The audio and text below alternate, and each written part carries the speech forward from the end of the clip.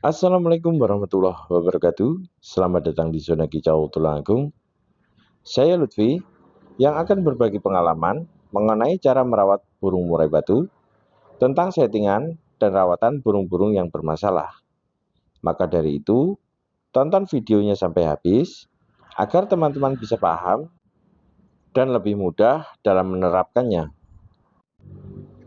Dan untuk produk-produk yang biasa saya pakai sehari-hari saat merawat burung, teman-teman bisa mendapatkannya dengan cara klik link atau hubungi nomor admin yang sudah saya tulis di kolom deskripsi. Di video kali ini, saya akan membahas tentang bagaimana setting awal murai batu, dimulai dari apa dulu, supaya tidak salah menentukan arah settingannya teman-teman.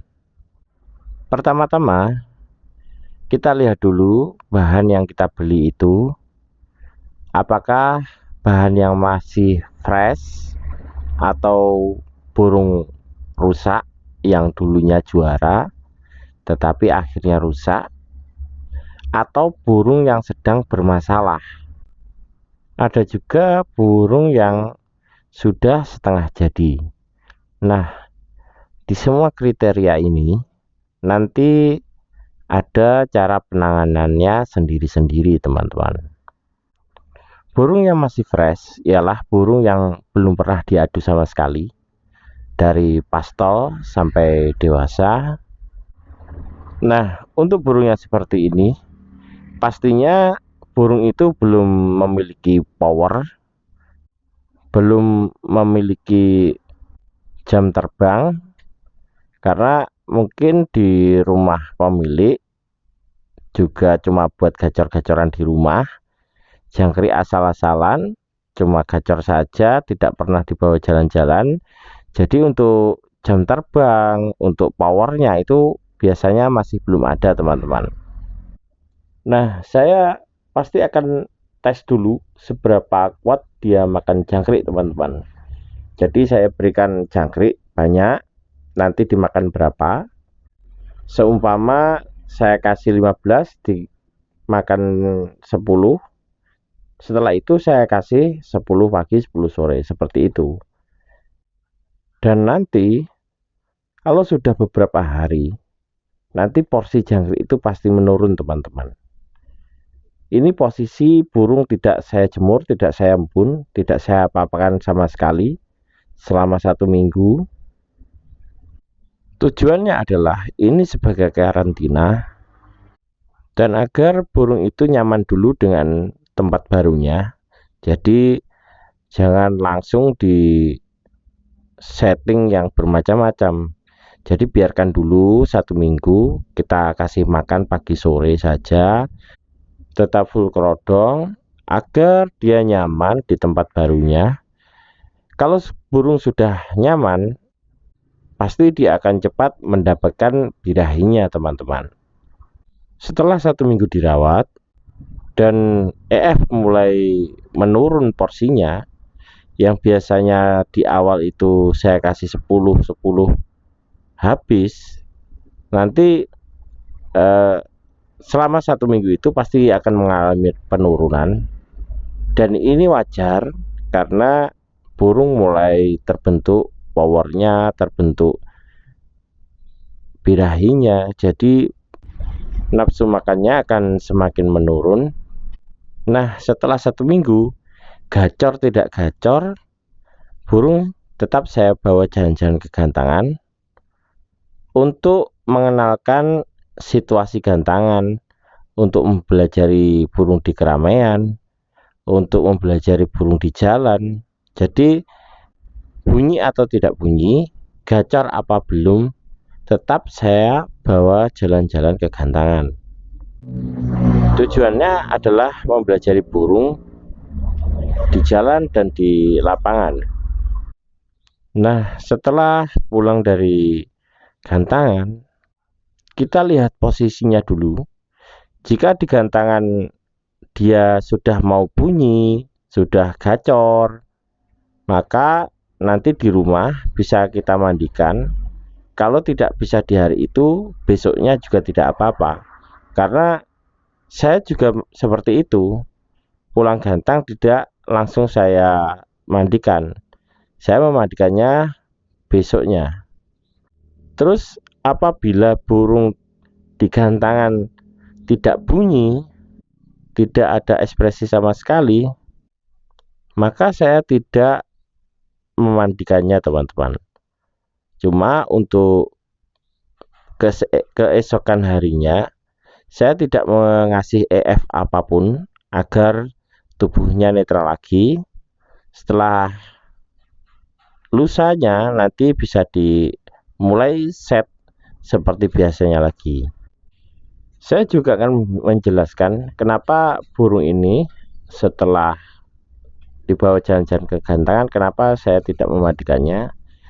Ya, kalau posisi saya lihat burungnya memang tidak ada birahi, di gantangan tidak bunyi, di ablak pun tidak bunyi, itu untuk sepulang dari gantangan tidak saya mandikan. Walaupun besoknya juga belum saya mandikan. Saya nanti akan memandikannya setelah burung akan digantang lagi. Jadi seumpama menggantangannya lagi 2 minggu, selama itu pun saya tidak memandikannya. Nah, di posisi ini burung belum saya jemur juga, masih tetap dengan rawatan yang sama. Jika pagi sore dan full kerodong. Alasan saya tetap full kerodong antara minggu pertama dan minggu kedua, supaya saya tahu apa ada perbedaan atau tidak antara minggu pertama dan minggu kedua. Seumpama minggu pertama belum mau bunyi, minggu kedua sudah mau bunyi, berarti itu sudah ada perbedaan antara minggu pertama dan minggu kedua. Dan di minggu ketiga saya sudah mulai jemur burung itu. Dan untuk mandinya sendiri, saya masih memandikannya seminggu sekali. Karena biasanya burung yang masih fresh, kita harus mengejar emosi dan birahinya. Jadi untuk mandi, kita berikan seminggu sekali dulu. Dan setelah 1 minggu, kita coba bawa ke gantangan lagi, bagaimana responnya di sana. Setelah itu kita tentukan settingan selanjutnya. Untuk settingan selanjutnya menyesuaikan kondisi burung, teman-teman. Dan untuk yang kedua, kalau kita mendapatkan burung mantan prestasi yang burungnya sedang mengalami masalah, ataupun burung yang sudah sering digonta-ganti settingan, sering di utak-atik settingan, saya akan karantina dulu 1 minggu, 0 EF, full kerodong, burung tidak saya utak-atik sama sekali, dengan tujuan agar burung itu kembali fresh lagi, teman-teman. Dan untuk minggu keduanya, mulai dikasih extra fooding, jangkrik saja, jangan pakai extra fooding yang lainnya dulu. Dan untuk yang pertama tadi juga pakai jangkrik saja, jangan pakai extra fooding yang lain dulu. Kalau untuk yang kedua ini, jangkriknya jangan diberi banyak-banyak dan jangan terlalu sedikit. Kita ambil di tengah-tengah, contohnya kita ambil 6 atau 7. Dan untuk selanjutnya, lakukan seperti yang pertama tadi. Jadi minggu pertama, kedua, ketiga, terus langsung ditambah jemur. Terus untuk selanjutnya dicari mandinya. Dalam proses ini tadi, kalau burung itu benar-benar prospek, sebelum dicari dengan settingan yang bermacam-macam, burung ini akan sudah jalan, teman-teman. Seperti burung saya kemarin, si Argopuro, dia masih tahap awal, dia sudah mulai jalan di gantangan dan bahkan bisa stabil.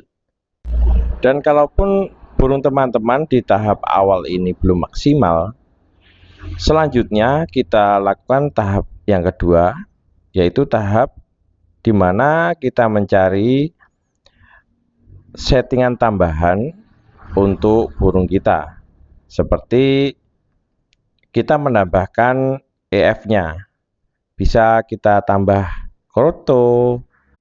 Kalau burung benar-benar sulit, bisa ditambahkan ulet kandang.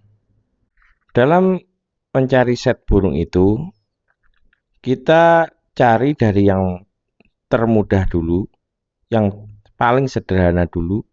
Setelah itu kita naikkan tahapan-tahapannya, kita naikkan settingannya. Jadi jangan langsung kita campur aduk dalam mencari settingannya. Seumpama begini teman-teman, kita setting awal langsung jemur kenceng, langsung kasih jangkrik banyak, ditambah kroto, H-3 sudah dinaikkan, H-2 sudah disetut, burung langsung diumbar, dikepar. Dan saya yakin teman-teman yang sudah melakukan itu semua, teman-teman itu banyak sekali yang akhirnya itu bingung karena burungnya tidak segera nampil di gantangan. Itu semua terjadi karena teman-teman itu terlalu banyak memberikan rawatan yang bermacam-macam.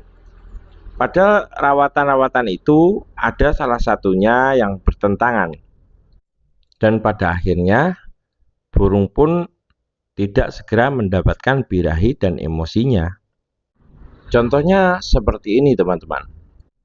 Seumpama teman-teman itu ingin mengejar birahi dan emosi burung teman-teman, tapi teman-teman itu memandikan burung setiap hari ataupun 2 hari sekali, dan masih juga ditambah dengan umbaran 2 hari sekali, yang akhirnya berdampak pada lamanya dia mendapat birahi dan emosinya, karena akan dapat birahi dan emosi tertunda oleh mandi, tertunda oleh umbaran. Jadi proses setting ini nanti akan berlangsung semakin lama teman-teman, karena tertundanya dia mendapatkan birahi dan emosi. Dan juga faktor terpenting dalam setting murai batu adalah kita harus memperhatikan asupan makanan yang kita berikan kepada burung. Nah, di sini sangat penting sekali. Jadi teman-teman itu jangan berpikir buruk dulu, jangan berpikir kalau saya sedang promosi, karena ini saya serius, ini benar-benar kunci utama untuk men-setting burung murai batu kita. Kunci utamanya adalah di jangkrik teman-teman. Jadi jangkrik yang kita berikan haruslah benar-benar jangkrik yang penuh protein. Jangan jangkrik yang isinya cuma sayuran teman-teman. Jadi kalau jangkrik itu kita kasih makan cuma sayuran, maka jangkrik itu pun tidak akan mempunyai daging, tidak akan mempunyai protein dan lemak, dan efeknya pada burung murai batu kita tidak akan maksimal di gantangan. Karena kunci untuk burung murai batu itu mengeluarkan isian-isian di atas gantangan tentu saja adalah energi. Dan energi yang didapat itu dari jangkrik dan furnya.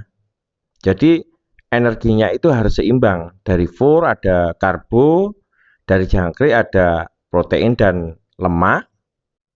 Kalau burung cuma dikasih jangkrik yang makanannya cuma sayur, maka dia tidak akan mendapatkan protein yang cukup, tidak akan mendapatkan lemak yang cukup, sehingga nanti di atas gantangan pun dia tidak akan bisa mengeluarkan isian-isian karena dia tidak mempunyai energi untuk mengeluarkan isian itu tadi teman-teman.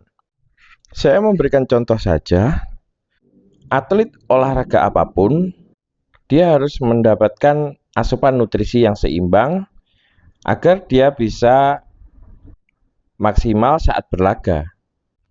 Adakah teman-teman yang mengalami burung sudah dijor jangkrik sekenyangnya, pagi sekenyangnya, sore sekenyangnya, tapi tidak menuai hasil apapun?